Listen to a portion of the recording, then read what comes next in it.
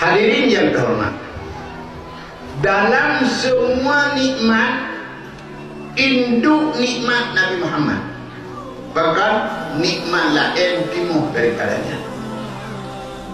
Allah Subhanahu wa taala dalam hadis kursi, laulaka ya Muhammad ma khalaqul aflaq. Ada bukan karena kah Muhammad hanya berpujit langit bunga dan segala-galanya, maka bersadir oleh Allah pujit langit bunga dan isi di akhir Nabi Muhammad, yang menunjukkan Muhammad itu induk nikmat. Di akhir Nabi Muhammad nikmat, timur bermacam nikmat lagi.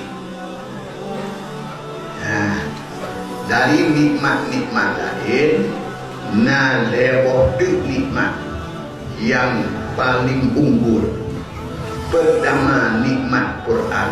Ada sekiranya etnohat kolomna Nabi Quran beruna.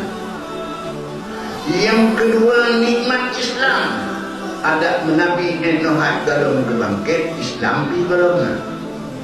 Yang tulah jid ke umat Nabi monyo uronyo kolom Nabi 4 umat, maka leboh nikmat besar terpilih kedanya jid ke umat Nabi, terpilih kedanya jid ke ulun yang berpedoman dengan Quran, terpilih kedanya jid ke ulun yang menganut agama Islam. Itulah nikmat besar yang Allah karuniakan kepada kedanya.